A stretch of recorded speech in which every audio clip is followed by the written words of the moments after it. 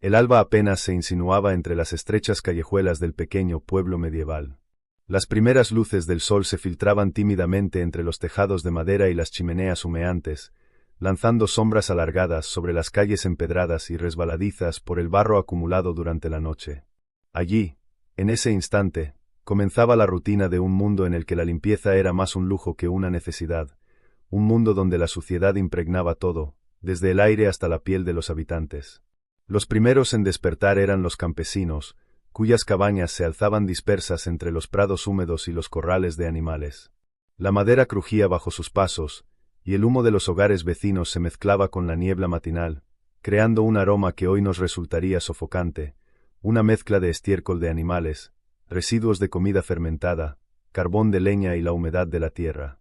La ropa que usaban, compuesta por telas gruesas de lana o lino, había pasado días sin lavarse, impregnada con el sudor de jornadas enteras de trabajo, con restos de grasa, polvo y, en ocasiones, pequeñas manchas de excremento que se adherían en los pliegues de las vestiduras.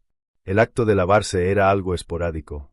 Algunos recurrían a pequeñas palanganas de agua recogida de pozos o arroyos, donde se sumergían manos y rostro, frotando la piel con arena, arcilla o simplemente con los nudillos, intentando arrancar la mugre acumulada durante la noche. Para la mayoría, el baño completo era un acontecimiento raro, reservado para las ferias o celebraciones importantes. Las hierbas aromáticas podían añadirse al agua para enmascarar los olores corporales, pero eran un remedio que solo los más pudientes podían permitirse con regularidad. Los perfumes eran escasos y el jabón, cuando existía, estaba hecho de grasa animal mezclada con ceniza, un producto áspero que dejaba la piel irritada más que limpia. Mientras tanto, en las calles, los aldeanos comenzaban a despertar a su propio ritmo. Los vendedores de pan ya estaban encendiendo hornos de piedra que liberaban un aroma tibio, pero mezclado con la humedad y el polvo de la calle, la fragancia no lograba esconder por completo los olores penetrantes de la vida cotidiana. Los panaderos trabajaban con manos que pocas veces habían conocido el jabón, tocando la masa con uñas impregnadas de tierra, grasa y ceniza. Cada cesto de pan, por más recién horneado que estuviera, era un pequeño cúmulo de suciedad transportada desde los caminos y los mercados.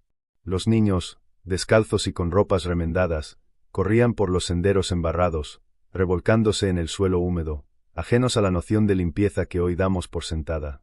Sus risas se mezclaban con los sonidos de animales despertando, gallinas que cacareaban, vacas mugiendo y perros que olfateaban cada esquina en busca de restos de comida o desperdicios. Era un despertar colectivo donde la suciedad era compañera inseparable. Dentro de las casas, la cocina era el núcleo de la actividad matutina. Allí, los hogares convivían con la basura orgánica, cáscaras de frutas, restos de pan duro, huesos y pieles de animales que a menudo se acumulaban en rincones, listos para ser consumidos por ratas o aves. Los utensilios de cocina eran de madera o hierro y se lavaban escasamente con agua fría. La grasa de la cocción se impregnaba en las superficies y en las manos, y a veces se reutilizaba para cocinar, aumentando la mezcla de olores intensos que impregnaba la estancia. El despertar no solo era físico, era sensorial. El sonido de las letrinas improvisadas, los olores de los establos, el crujido de la madera húmeda y el rumor de los arroyos contaminados componían una sinfonía que hoy nos resultaría repulsiva, pero que para los habitantes de la época era normal, hasta casi reconfortante. La higiene personal, la limpieza del hogar y la pureza del agua eran conceptos relativos, y la gente había aprendido a convivir con la suciedad, aceptando como natural aquello que hoy nos haría estremecernos. Mientras el sol ascendía lentamente, algunos aldeanos se dirigían hacia el mercado del pueblo, llevando consigo productos recién cosechados, animales para vender o simples objetos de trueque. El camino era un río de barro, excremento y desperdicios. El estiércol de los animales mezclado con agua de lluvia formaba una pasta que cubría zapatos y tobillos. No existían aceras, el tránsito humano y animal compartía el mismo espacio, y los charcos servían tanto para refrescar a los caballos como para diluir los desechos, pero sin eliminarlos. Cada paso era un contacto directo con la suciedad, una sensación que se volvería normal para quienes caminaban allí todos los días. El aire estaba impregnado de partículas flotantes, polvo levantado de los caminos, ceniza de las chimeneas, polen y, inevitablemente, bacterias que se propagaban sin que nadie lo supiera. La rutina diaria comenzaba con esa mezcla: despertar, limpiar lo imprescindible, vestirse con lo que se tenía a mano y salir a un mundo donde la suciedad no era un accidente, sino una característica omnipresente de la vida. Al observar el horizonte, el pueblo se despertaba poco a poco. Las campanas de la iglesia llamaban a misa, los panaderos ofrecían el primer pan de la jornada, los niños corrían descalzos y los animales ya merodeaban en busca de alimento. En ese despertar, la suciedad no era una excepción, era la regla.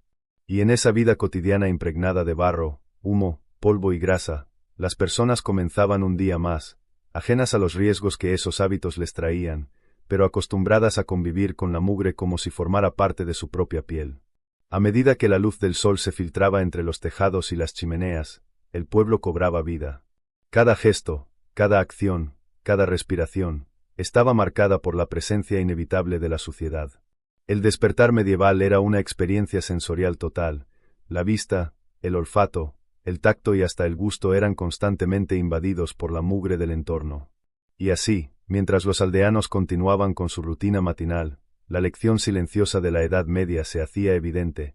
La suciedad no era un accidente, sino un compañero inseparable de la vida cotidiana. Cuando el sol comenzó a ascender con más fuerza sobre la ciudad medieval, los primeros rayos iluminaban un entramado de calles estrechas y tortuosas, empedradas irregularmente y surcadas por charcos de agua estancada, barro y residuos de todo tipo. Los adoquines, desgastados por siglos de pisadas y ruedas de carros, reflejaban la luz con un brillo húmedo y pegajoso. Cada esquina era un testimonio silencioso de la vida cotidiana, excrementos de animales, restos de comida, ceniza y polvo que se mezclaban formando una capa gris y maloliente, casi perpetua. Los habitantes comenzaban a despertar al ritmo de la ciudad. Los comerciantes abrían sus puestos con una rutina que para ellos era natural, aunque para cualquier visitante moderno resultaría insoportable. El olor a pescado rancio se mezclaba con el aroma del pan recién horneado, y ambos eran invadidos por el hedor de la basura que se acumulaba en los rincones de la plaza central. Los gatos callejeros recorrían los callejones en busca de restos, y los perros, muchas veces sin amo, olfateaban cada charco, cada esquina, cada grieta del adoquinado, incorporando a sus cuerpos la suciedad del mundo urbano. Las calles, estrechas y sinuosas, no contaban con sistemas de drenaje modernos. La lluvia formaba riachuelos que arrastraban todo tipo de residuos, desde restos de comida hasta excrementos humanos. Las casas, adosadas unas a otras, expulsaban sus desechos directamente a la calle, calderos de agua sucia, ceniza de la chimenea, orina de animales y, en ocasiones, excrementos humanos arrojados por ventanas o pequeños tragaluces improvisados. Todo se acumulaba en la vía pública, y el olor era un compañero constante para quienes transitaban la ciudad. El mercado era un hervidero de actividad y suciedad. Los puestos de verduras, carnes, pescado y pan coexistían en un caos de olores y texturas. Los alimentos, muchas veces expuestos al polvo, a las moscas y a la manipulación de múltiples manos sin lavar, formaban un mosaico de mugre que impregnaba el aire. Los comerciantes, acostumbrados a su entorno, parecían no notar la suciedad. Para ellos, la vida era un constante intercambio entre la necesidad y la supervivencia. Los clientes inspeccionaban los productos con cuidado, palpando frutas y verduras que podían estar cubiertas de barro seco o polvillo, eligiendo lo mejor, aunque la limpieza no era parte de la ecuación. Los carros de madera, tirados por caballos o mulas, dejaban surcos profundos en la tierra blanda de las calles, mezclando barro con heces de los animales. Cada rueda girada arrastraba residuos hacia nuevas zonas, propagando la suciedad de manera casi infinita. Los vendedores ambulantes, con sus cestos llenos de pan, pescado seco, huevos o productos artesanales, avanzaban por las callejuelas con el polvo y los excrementos adheridos a sus sandalias y ropas, transmitiendo la suciedad de un lugar a otro. En los rincones más oscuros, bajo los soportales de las casas, se acumulaban restos de comida fermentada, basura olvidada y excrementos que las ratas aprovechaban con rapidez. El contacto con esta suciedad era inevitable, los pies descalzos de los niños, las ropas arrastradas por el barro y los animales merodeando entre la gente convertían cada desplazamiento en una experiencia de inmersión total en la mugre de la ciudad. Las aguas que atravesaban la ciudad, ya fueran ríos, canales improvisados o simples zanjas, eran canales de desechos más que fuentes de limpieza. Las personas que necesitaban lavarse tenían que recurrir a estas aguas turbias, donde la suciedad de la calle y los residuos humanos y animales se mezclaban con la corriente, formando un líquido oscuro y pestilente. Sin embargo, la vida debía continuar. Quienes dependían del río para beber, cocinar o lavar la ropa aprendieron a adaptarse, ignorando olores y texturas, y aceptando la suciedad como parte de la rutina. Incluso el aire estaba cargado de partículas invisibles, polvo, humo de chimeneas, ceniza, polen y restos de comida descompuesta flotaban junto a insectos que revoloteaban por todas partes. Las moscas eran omnipresentes, posándose sobre los alimentos, los platos, las manos, el rostro de las personas, recordando constantemente que la suciedad no era accidental, sino una constante de la vida urbana medieval. El amanecer continuaba su ascenso y con él la actividad de los habitantes. Los artesanos abrían sus talleres, llenando el aire con el olor a cuero, aceite de linaza, carbón y madera. Los herreros encendían sus forjas, esparciendo humo negro que se mezclaba con los olores de los mercados y los desechos acumulados. Las calles se llenaban de movimiento, de voces, de gestos y, sobre todo, de suciedad, una suciedad que impregnaba la vida cotidiana hasta convertirse en algo natural y casi imperceptible para quienes la habitaban desde siempre. El despertar de la ciudad medieval era, en definitiva, un espectáculo multisensorial donde la suciedad era protagonista. Cada paso, cada gesto, cada respiración estaba marcada por la convivencia con barro, polvo, excrementos, ceniza y restos de comida. Los habitantes aprendieron a vivir con ello, adaptándose a un entorno que hoy nos parecería insalubre y repulsivo, pero que entonces era simplemente la norma. Y así, mientras la ciudad se llenaba de luz y actividad, el día continuaba con su rutina inevitable, las calles sucias, los mercados abarrotados de residuos, los animales y humanos compartiendo el mismo espacio, y la suciedad como telón de fondo de una vida que, aunque dura y descuidada, seguía latiendo con fuerza entre adoquines, barro y humo. El sol había alcanzado su cenit, y con él la ciudad comenzaba a sentir el calor que hacía brillar el polvo y el barro acumulado en calles y plazas. En medio de este panorama, el agua, tan esencial para la vida, era un recurso escaso y profundamente cuestionable. Los habitantes de la Edad Media no concebían la idea de un suministro constante y limpio. Para ellos, el agua era algo que debía obtenerse, muchas veces con esfuerzo, y cuyo uso estaba marcado por la precariedad y el riesgo.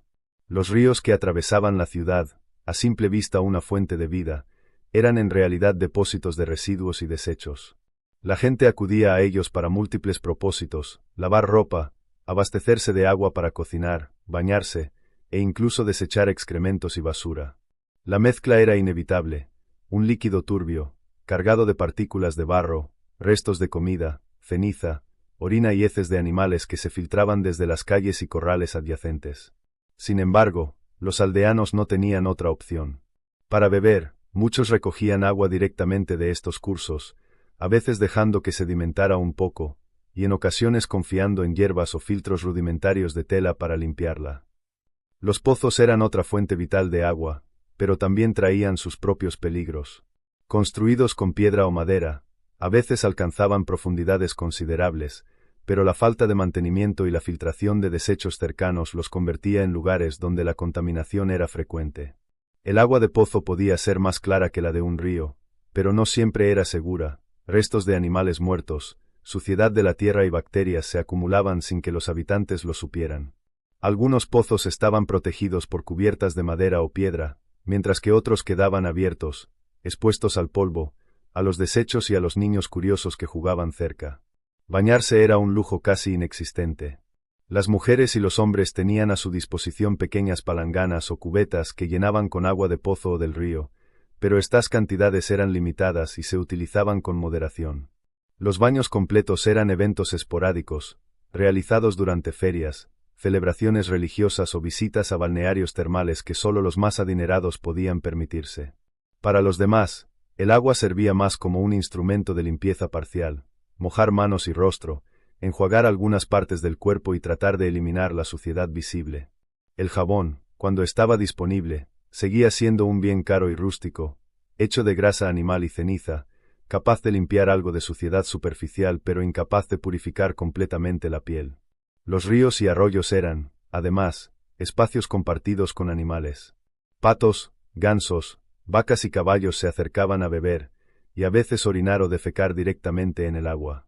El contacto con estas aguas contaminadas era inevitable, Los aldeanos lavaban ropa en la orilla, sumergían utensilios de cocina, o simplemente tomaban un poco de agua para cocinar, ignorando los riesgos. Cada acción era un recordatorio de la rareza de la pureza.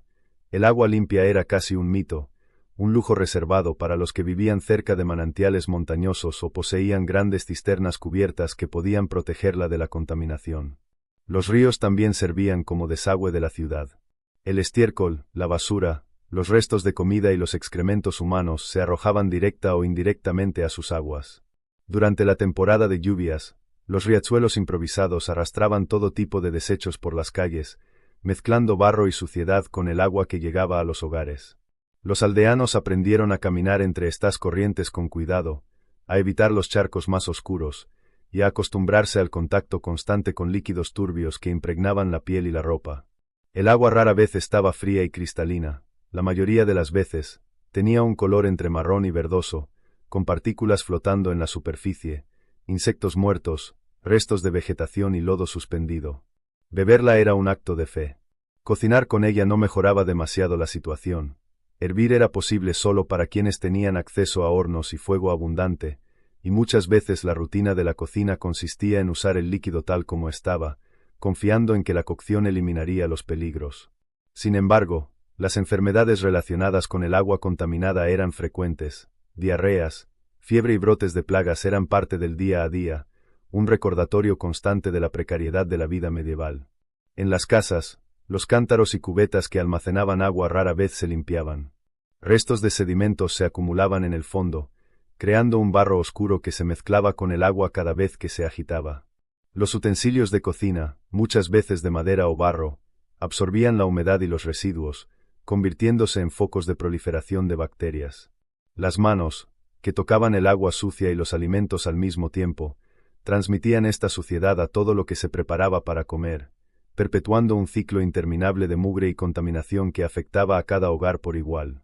Los niños, curiosos e incansables, solían jugar cerca del agua, chapoteando en charcos que para los adultos eran fuentes de preocupación. Sus pies descalzos y manos expuestas los cubrían de barro y residuos, y cada contacto con la suciedad era aceptado como parte de su rutina.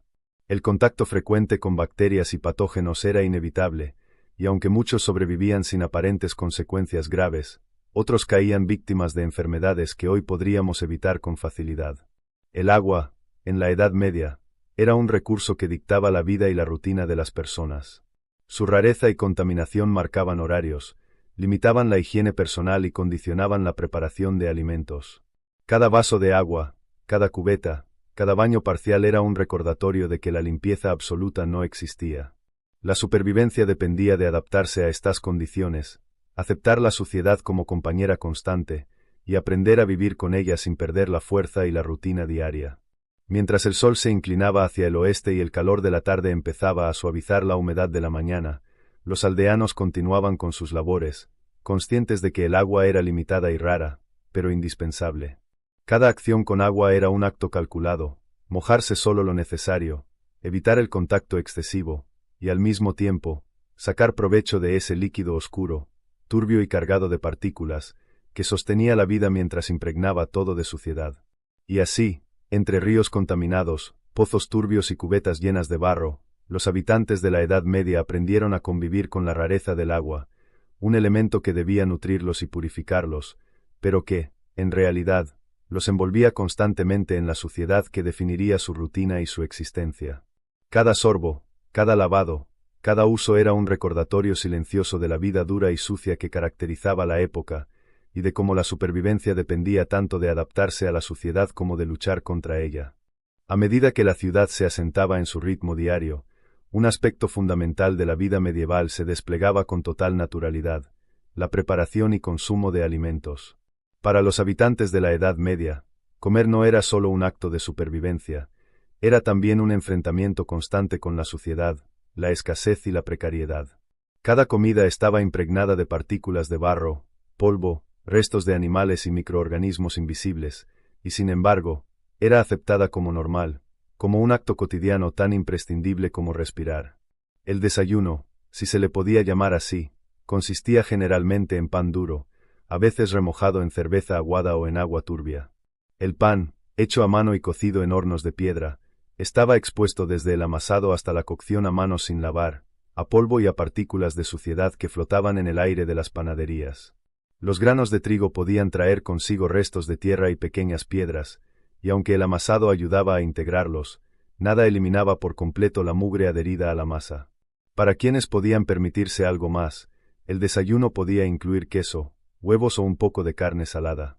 La preparación de estos alimentos era un proceso expuesto a la contaminación. Los huevos se limpiaban con agua escasa y sucia, el queso se fabricaba en recipientes que rara vez se lavaban, y la carne, proveniente de animales sacrificados sin medidas higiénicas, se cortaba y almacenaba en lugares donde moscas y otros insectos tenían acceso libre. Cada bocado estaba impregnado de un contacto constante con la suciedad, y la aceptación de este riesgo formaba parte de la adaptación medieval a un mundo sin limpieza moderna. Las comidas principales, generalmente al mediodía, se realizaban en hogares donde la cocina era el centro de actividad. Las familias compartían la comida en platos de madera o barro, que rara vez se lavaban correctamente. Las manos servían tanto para preparar como para comer. Lavarlas antes de cada comida era raro. Cuando se hacía, el agua disponible era escasa y a menudo turbia. Los guisos y sopas se cocinaban en calderos de hierro, expuestos al humo de la chimenea y a partículas de polvo que caían desde los techos y vigas. La grasa utilizada para cocinar se reutilizaba varias veces, mezclando sabores y suciedad, pero nadie parecía notar la diferencia. La comida debía alimentar, y eso era suficiente. Los mercados eran otro escenario donde la suciedad influía directamente en la alimentación. Los puestos de carne y pescado se situaban junto a la calle, expuestos al barro, a la lluvia, a las moscas y al tránsito constante de personas y animales.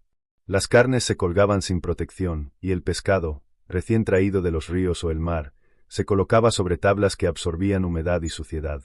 La compra de estos alimentos implicaba un contacto directo con los residuos del mercado, polvo, barro, restos de vegetales podridos y, a veces, excrementos de animales que merodeaban libremente.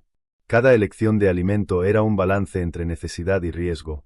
Comer era vivir, aunque cada bocado trajera consigo la posibilidad de enfermedad. La higiene en la cocina era rudimentaria.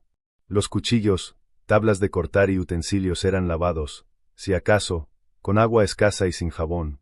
La grasa de la cocción se acumulaba en superficies y utensilios, atrayendo insectos y generando un ambiente donde la contaminación era constante.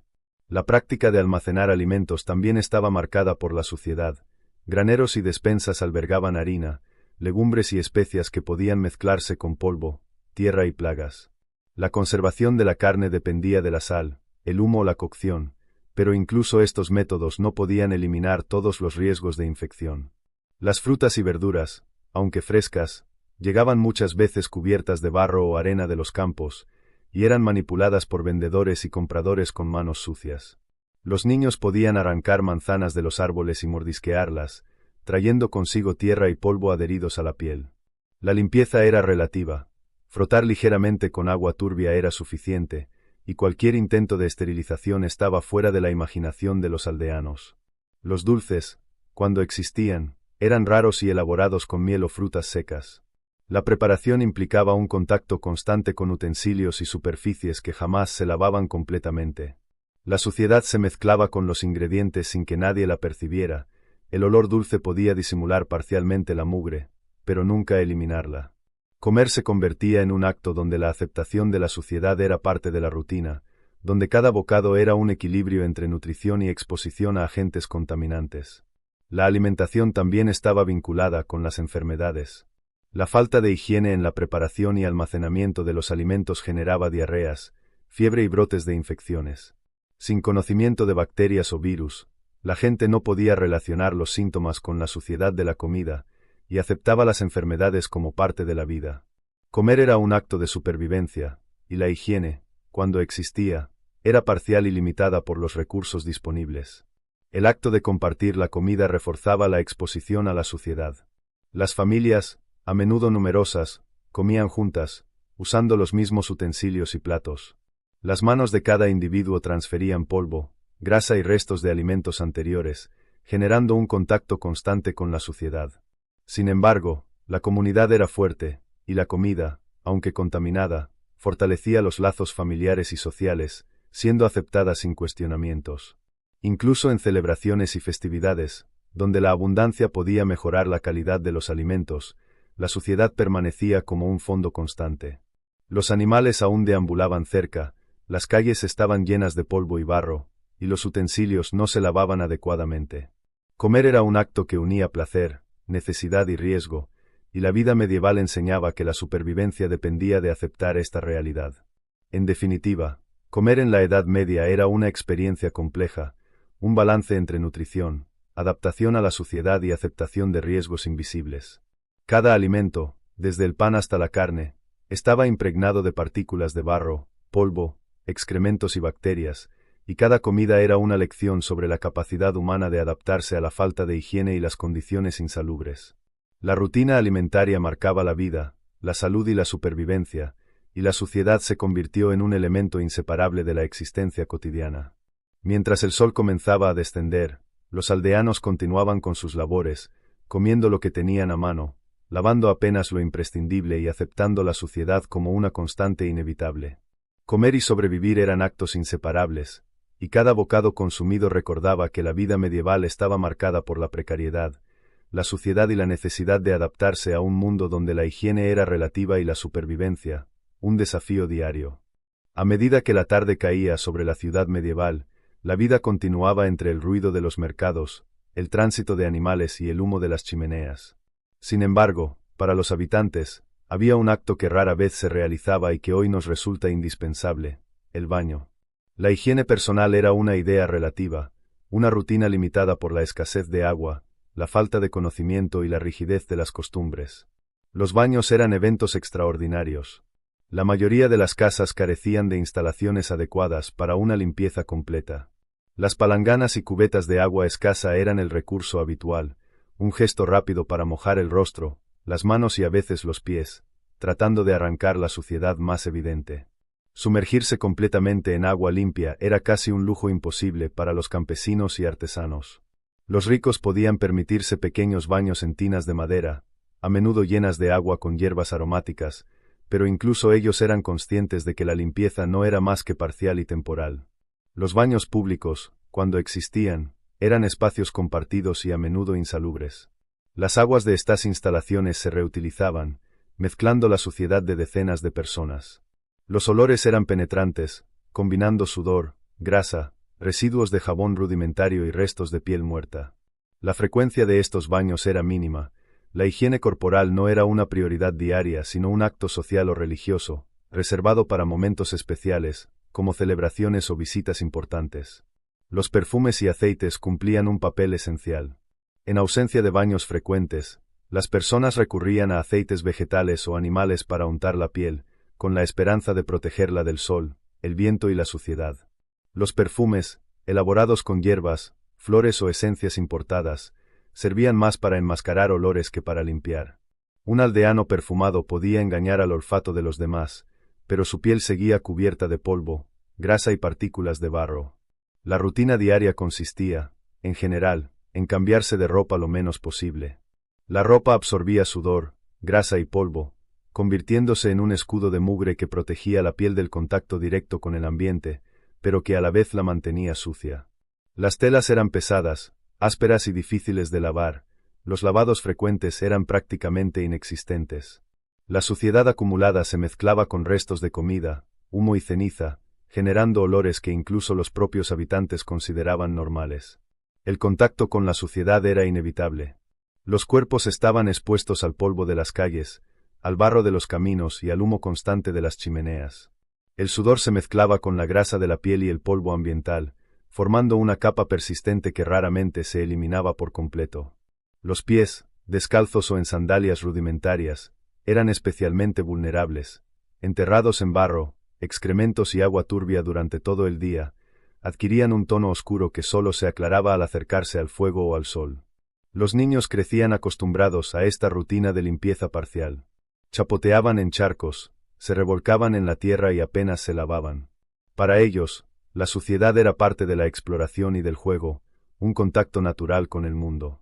Sus cuerpos se acostumbraban a vivir con bacterias, polvo y restos de comida, desarrollando una resistencia que, aunque insuficiente frente a epidemias, les permitía sobrevivir en un entorno insalubre. Incluso los rituales religiosos ofrecían soluciones limitadas. La limpieza ritual podía incluir el lavado de manos antes de la comunión o ciertas abluciones, pero estos actos eran simbólicos y no suficientes para mantener la higiene personal. La noción de bacterias, virus o contaminación era desconocida, y la suciedad no se percibía como un peligro, sino como un componente inevitable de la vida cotidiana. El baño, entonces, se convertía en un acto excepcional, marcado por esfuerzo, agua limitada y exposición al frío. Los afortunados que podían sumergirse en un cubo grande o una tina de madera lo hacían como un ritual de renovación, más espiritual que higiénico. Para los demás, mojar manos y rostro o frotarse con agua turbia era suficiente. La suciedad, aceptada y natural, formaba parte de la identidad de cada persona, un recordatorio diario de la vida dura y el contacto constante con un mundo lleno de barro, polvo, humo y residuos. La percepción del cuerpo limpio y sucio era también relativa. Una persona que se bañaba cada cierto tiempo podía ser vista como extraordinariamente higiénica, mientras que la mayoría convivía con capas de mugre que nadie consideraba repulsivas. La higiene corporal no era un acto de salud, sino de estatus o de costumbre, y la suciedad formaba un vínculo invisible entre los habitantes de la ciudad. Todos compartían la misma rutina, el mismo polvo y el mismo olor ambiental. A medida que el día avanzaba y la actividad de la ciudad se intensificaba, la imposibilidad de mantenerse limpio se hacía evidente. El polvo, el humo, el barro y la grasa se adherían a la piel y la ropa, recordando a cada aldeano que la limpieza era un ideal casi inalcanzable. Cada gesto, cada paso, cada respiración estaba marcada por la mugre del entorno, y sin embargo, la vida continuaba con normalidad. La suciedad era aceptada, no combatida, era un estado natural de la existencia que definía la rutina y la identidad de cada persona. El sol comenzó a inclinarse hacia el oeste, y con él, la conciencia de la higiene personal quedaba relegada a lo mínimo. Las manos se lavaban apenas antes de preparar alimentos, el rostro se mojaba en un cubo de agua y los pies, a menudo descalzos, acumulaban barro hasta la noche. La limpieza era parcial, fragmentaria, y la suciedad un compañero constante que moldeaba cada aspecto de la vida cotidiana. En la Edad Media, el baño no era un lujo aislado, sino un acto casi ceremonial. La verdadera rutina de higiene consistía en adaptarse a la suciedad, aceptar su presencia y continuar con las labores diarias sin intentar eliminarla por completo. Aceites, perfumes, ropa gruesa y agua escasa eran herramientas de supervivencia más que de limpieza. Y así, mientras la ciudad seguía su curso, los aldeanos continuaban su vida, envueltos en una rutina donde la suciedad no era excepción, sino la regla invisible que regía cada gesto y cada respiración. Mientras la tarde se convertía en crepúsculo, la ciudad medieval se transformaba en un espacio donde los olores eran tan protagonistas como las personas mismas. Para los habitantes, la suciedad no solo era visible y táctil, sino que impregnaba el aire de manera constante. Cada calle, cada casa, cada rincón de la ciudad estaba definido por un olor particular, y la vida cotidiana se adaptaba a esta realidad con naturalidad. El aire estaba cargado de una mezcla intensa, el aroma penetrante del estiércol de los animales, el humo de las chimeneas, la grasa de la cocina, la humedad de la tierra y el polvo levantado por el tránsito. Estos olores se combinaban con el hedor de la ropa usada durante días, el sudor acumulado en la piel y la excreción humana, formando un perfume colectivo que hoy resultaría insoportable. Sin embargo, para quienes vivían allí, era un ambiente normal, sus sentidos se habían habituado a la presencia constante de la mugre. Las casas eran microcosmos de olores concentrados. La cocina desprendía aromas de comida en preparación, mezclada con grasa rancia y restos de desperdicios acumulados en rincones. Los animales domésticos, que convivían dentro y fuera de los hogares, aportaban su propio hedor, la lana sucia de ovejas, la piel grasienta de caballos, el estiércol de cabras y vacas. Incluso la madera de los muebles y los techos absorbía los olores, impregnando cada rincón con un recuerdo olfativo de la vida cotidiana. En los mercados, la diversidad de olores alcanzaba su máxima expresión. Los puestos de pescado, carne y vísceras emitían aromas fuertes y penetrantes, mezclados con el polvo de los caminos, la humedad y los residuos de vegetales en descomposición. Las especias, cuando estaban disponibles, ofrecían un alivio temporal, un intento de enmascarar los olores más desagradables. Sin embargo, estas eran un lujo reservado a unos pocos, para la mayoría, el olor era inevitable y formaba parte de la experiencia de comprar, vender y vivir. Las calles estrechas eran corredores de olores continuos. El barro húmedo, los charcos de agua sucia y la basura acumulada generaban aromas que impregnaban zapatos, ropa y piel de los transeúntes. Cada paso sobre el adoquinado era un contacto directo con líquidos que contenían excrementos humanos y animales, restos de comida y polvo mezclado. Los aldeanos aprendieron a reconocer y tolerar estos olores, a mover las manos frente al rostro al pasar por charcos y a caminar con cuidado entre los desechos para minimizar el contacto directo. El cuerpo humano también se convirtió en un emisor de olores. La grasa mezclada con polvo y sudor generaba aromas propios de cada individuo, y los perfumes y aceites eran los únicos medios para intentar disfrazarlos. La frecuencia de los baños era limitada, y las manos, pies y rostro rara vez estaban completamente limpios. Cada gesto, cada movimiento, contribuía a la difusión de olores personales y ambientales, haciendo del aire un testigo constante de la vida sucia y rústica de la ciudad. Incluso la noche no traía alivio. Las letrinas improvisadas, ubicadas cerca de calles y casas, liberaban olores que se mezclaban con la humedad y el frío nocturno.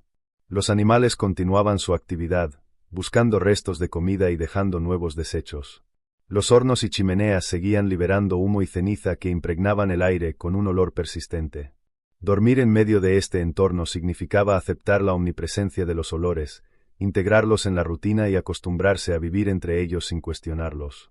Los aldeanos desarrollaban una percepción olfativa diferente a la nuestra. Lo que hoy podría considerarse repulsivo o insoportable, para ellos era simplemente parte del paisaje.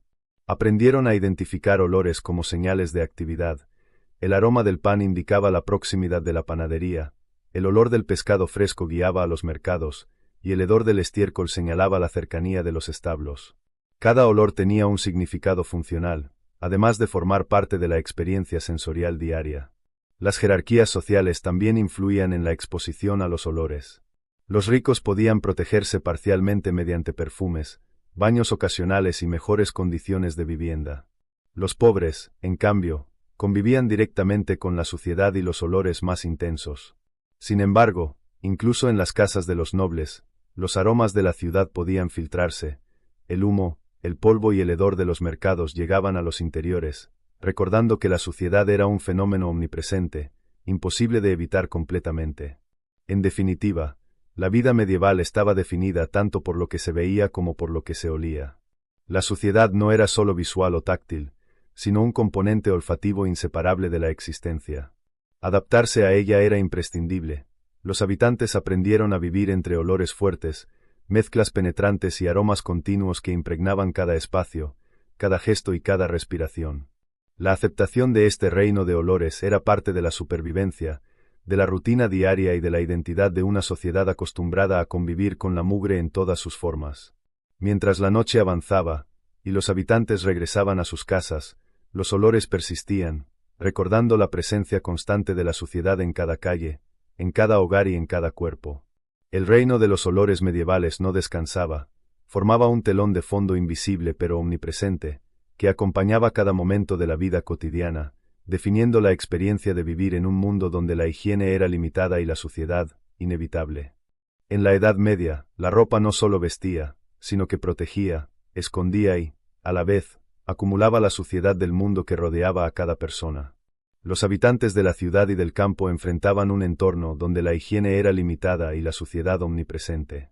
La vestimenta, hecha de telas pesadas, lanas ásperas o lino grueso, se convirtió en una barrera frente al contacto directo con el barro, el polvo, los residuos de animales y los restos de comida. Cada prenda absorbía y retenía partículas de la vida cotidiana. Las túnicas, camisas y pantalones de los campesinos estaban cubiertos de polvo seco, barro adherido de los caminos y manchas de grasa y alimentos. Las capas de lana, utilizadas tanto para el frío como para proteger la piel, atrapaban heces de animales, polvos de los mercados y restos de ceniza de los hogares. Cada movimiento liberaba pequeñas partículas que se mezclaban con el aire y la ropa de otros, creando un ciclo perpetuo de suciedad compartida. Los ricos tenían acceso a telas más finas y a ocasionales lavados, pero incluso ellos convivían con la suciedad. Las túnicas de seda o lino podían lavarse con más frecuencia que la ropa de los pobres, pero la exposición al barro de las calles, el humo de las chimeneas y el polvo del aire impregnaba cada fibra. Las prendas eran pesadas y difíciles de mantener limpias, los lavados completos eran escasos y, muchas veces, consistían en sumergirlas en agua turbia o frotarlas con hierbas, dejando la mayoría de la suciedad aún adherida. Los zapatos y sandalias eran otro instrumento de supervivencia que también acumulaba suciedad. Los pies, frecuentemente descalzos, entraban en contacto directo con barro, heces y agua turbia. Los calzados de cuero o madera ofrecían protección parcial, pero apenas podían impedir que la suciedad se pegara a la piel y a la ropa. El barro seco se incrustaba en los pliegues, y la exposición diaria hacía que incluso los zapatos más elaborados se convirtieran en receptáculos de polvo y residuos. La rutina de vestirse incluía adaptarse a esta suciedad. Las capas de ropa no se cambiaban diariamente, la mayoría de las personas reutilizaba las mismas prendas durante días, semanas o incluso meses. La acumulación de polvo, sudor y grasa era inevitable, y la aceptación de este estado formaba parte de la adaptación a la vida medieval. La ropa, lejos de ser solo una cuestión de moda o estatus, era un escudo contra la mugre, pero también un depósito de ella. Los niños, al igual que los adultos, aprendían a convivir con esta suciedad. Sus túnicas cortas y sandalias rudimentarias se llenaban de barro y restos de comida durante los juegos.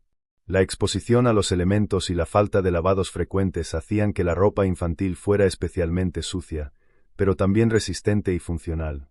Cada prenda se convertía en un registro tangible de la vida diaria. Marcas de barro, polvo acumulado y restos de actividad indicaban un día vivido en contacto directo con la suciedad. Incluso los accesorios, como cinturones, bolsos o sombreros, eran receptáculos de mugre. Las bolsas de cuero acumulaban restos de pan seco, semillas y polvo, los cinturones absorbían sudor y grasa, y los sombreros, aunque protegían la cabeza del sol, retenían polvo y pequeñas partículas de humo. Cada complemento formaba parte de un sistema que, aunque diseñado para proteger, amplificaba la exposición a la suciedad. La percepción de la ropa limpia también era relativa. Lo que hoy consideraríamos insalubre, para ellos era aceptable e incluso normal. Las manchas de barro o grasa no eran motivo de vergüenza, eran evidencia de trabajo, de actividad y de vida. La higiene no se evaluaba por la apariencia, sino por la funcionalidad y la capacidad de la ropa de proteger al cuerpo de los elementos. Los talleres de costura y lavandería eran escasos y limitados. La ropa se reparaba más que se lavaba, los remiendos y parches eran comunes, y cada arreglo incorporaba nuevas capas de suciedad y polvo. Los hogares carecían de instalaciones adecuadas para la limpieza completa, y los lavados frecuentes requerían esfuerzo, agua y tiempo que la mayoría no podía permitirse. La ropa, entonces, era un testigo constante de la suciedad ambiental y corporal. Cada capa absorbía, retenía y transmitía partículas de barro, polvo, grasa y restos de comida, convirtiéndose en un medio de adaptación a un entorno insalubre. Las personas aprendían a moverse con ella, a tolerar la incomodidad y a aceptar que la limpieza completa era un lujo inalcanzable. Al caer la noche, las prendas acumulaban un día entero de suciedad, barro de los caminos, polvo de las calles, restos de comida de los mercados y partículas de humo de los hogares. Cada túnica, capa o camisa era un mapa de la rutina diaria, un registro tangible de la vida en un mundo donde la higiene era limitada y la suciedad, constante. La ropa como escudo era, entonces, un símbolo de adaptación. Protegía el cuerpo de los elementos y del contacto directo con la mugre, pero también se convertía en un receptáculo perpetuo de suciedad.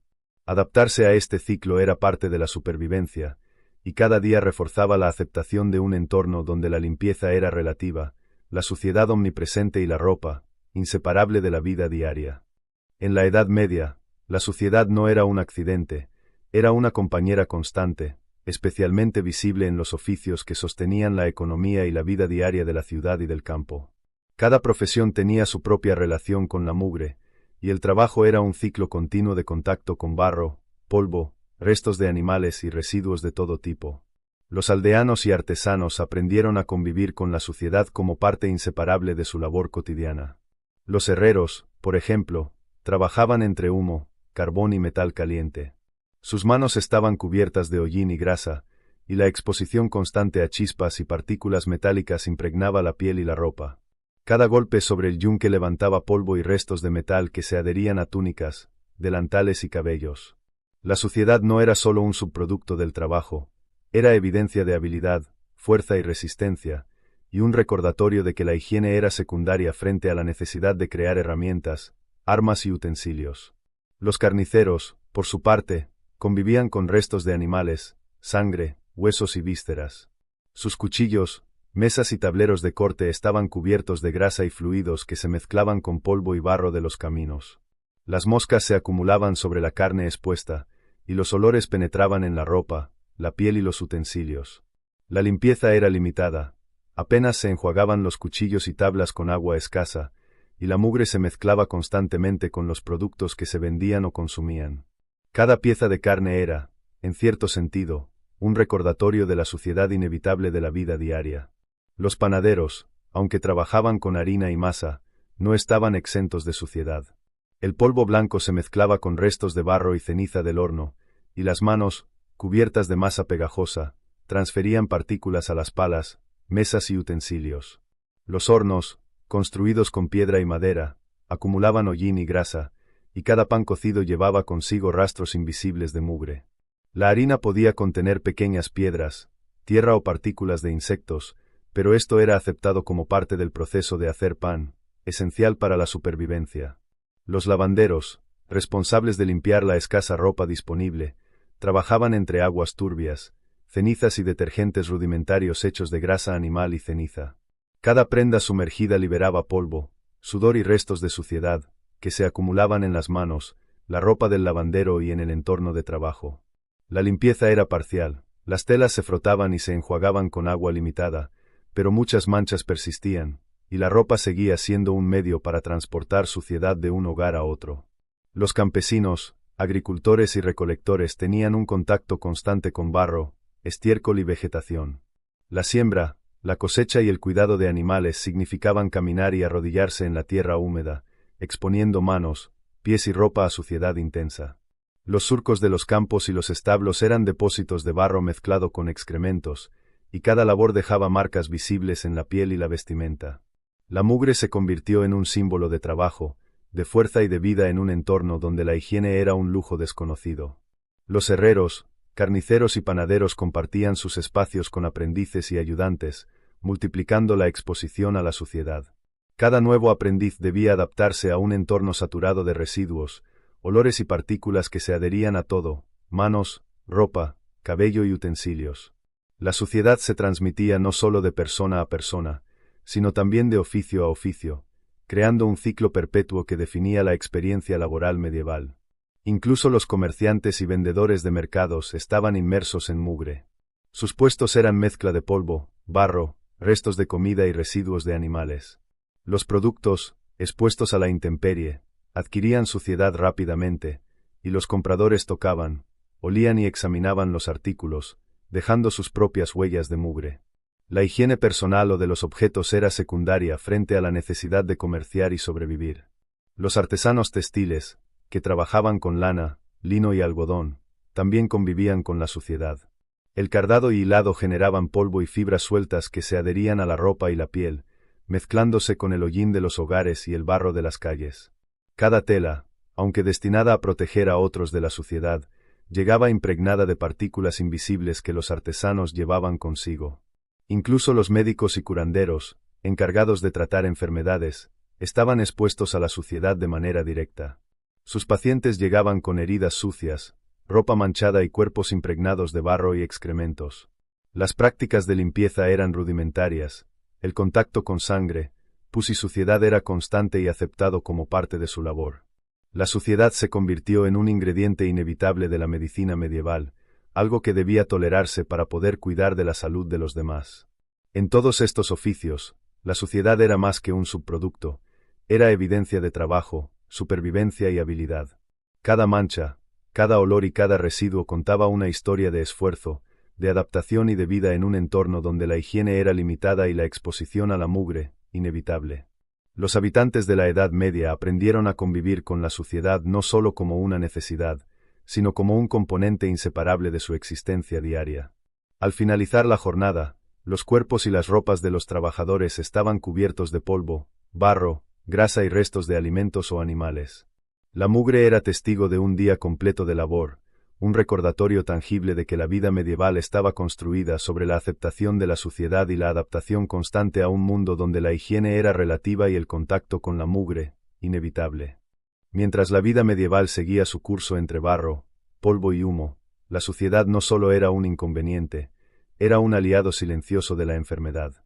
La falta de higiene personal, la exposición constante a excrementos y la contaminación de alimentos y agua creaban un ambiente propicio para infecciones, brotes y epidemias que azotaban aldeas y ciudades sin distinción de estatus social. El contacto con barro, polvo y residuos humanos era inevitable. Las calles, sin pavimentar ni desagüe adecuado, se convertían en depósitos de heces y desechos de animales, y cada paso que los habitantes daban sobre este terreno los exponía a bacterias y parásitos invisibles. Las casas carecían de sistemas sanitarios, letrinas improvisadas y pozos de agua compartidos aumentaban el riesgo de contaminación. Cada bebida, cada lavado parcial de manos o alimento ingerido podía ser una fuente de infección.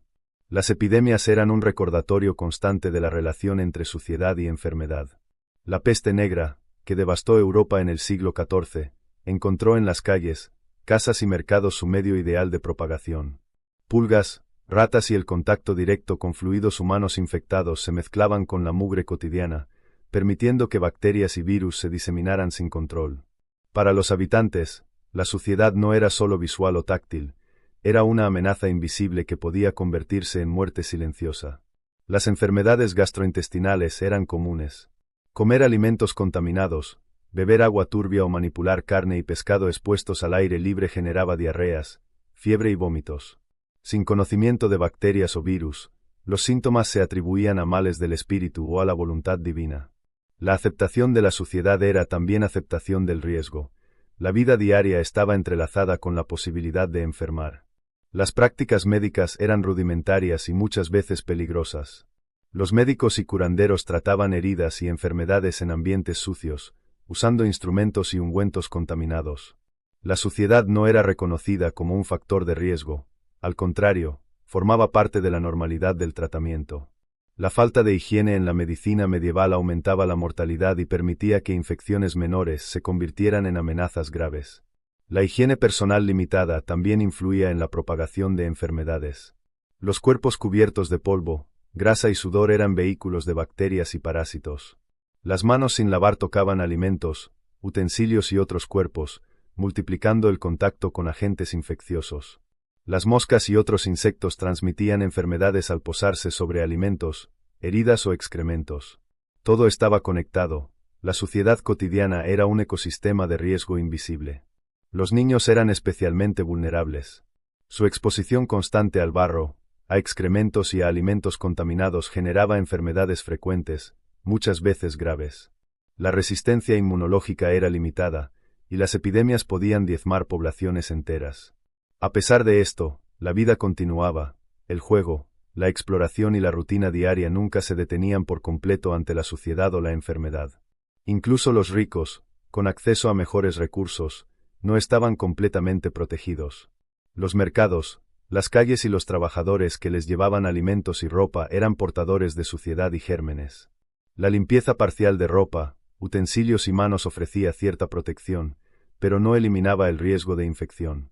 La enfermedad podía atravesar muros, puertas y barreras, recordando que la suciedad era omnipresente y peligrosa para todos. La propagación de epidemias enseñó, de manera dolorosa, que la mugre no era solo estética, era un factor de supervivencia y muerte. Cada calle, cada alimento, cada prenda de ropa y cada contacto corporal podía ser un vector de enfermedad. La vida medieval estaba marcada por esta doble realidad. Aceptar la suciedad era necesario para vivir, pero cada aceptación implicaba exposición a riesgos invisibles y potencialmente mortales. Al finalizar la jornada, mientras los aldeanos regresaban a sus hogares, la suciedad y los gérmenes seguían presentes. Las manos apenas lavadas, la ropa cubierta de polvo y barro, y los alimentos preparados en condiciones insalubres eran un recordatorio constante de que la higiene era limitada y que la vida era frágil. La enfermedad, silenciosa y constante, se movía en paralelo a la rutina diaria, aprovechando cada descuido, cada contacto y cada partícula de suciedad para propagarse sin control. La relación entre suciedad y enfermedad definía la existencia medieval. La aceptación de la mugre no era solo un hábito cultural, era una adaptación a un entorno donde la higiene era un lujo y la exposición a agentes patógenos, inevitable.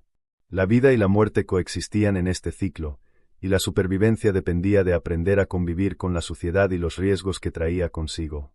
La vida en la Edad Media transcurría entre barro, polvo, humo y residuos, en un ciclo constante de suciedad que definía la existencia de todos. Desde la ciudad hasta el campo, la mugre era omnipresente, en las calles, en las casas, en los cuerpos, en la ropa y en los alimentos. La higiene personal era escasa, los baños eran raros, la ropa servía como escudo y acumulador de suciedad, y cada oficio exponía a sus trabajadores a una continua interacción con barro, grasa, restos de animales y polvo. La aceptación de la suciedad no era opcional, sino una condición para vivir. Los habitantes aprendían desde pequeños a tolerar olores, manchas, grasa y polvo, y a incorporar estos elementos en su rutina diaria. La limpieza parcial, los aceites, los perfumes y las capas de ropa ofrecían cierta protección, pero nunca lograban eliminar la mugre por completo.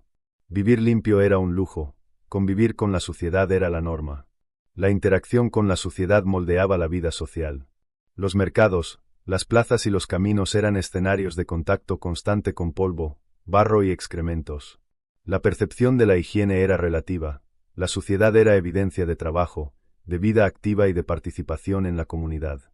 Las personas desarrollaban tolerancia y normalización de olores intensos y cuerpos cubiertos de polvo y grasa. Lo que hoy resultaría repulsivo, para ellos era simplemente cotidiano. Cada oficio tenía su propio tipo de suciedad.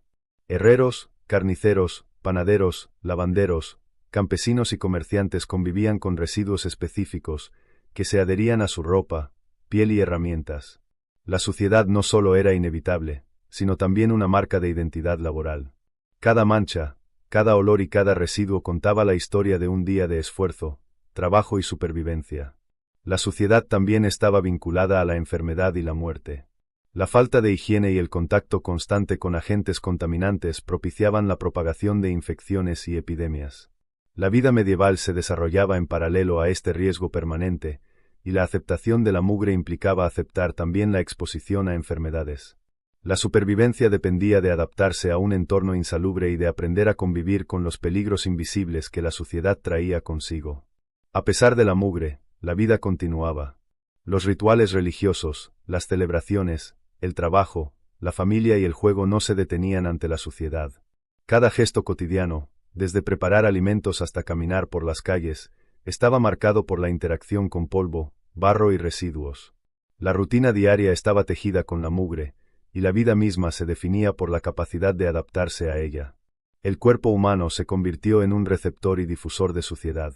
La piel, el cabello, las manos y los pies estaban cubiertos de polvo, grasa y restos de alimentos, y la ropa amplificaba la exposición al retener partículas de todo tipo.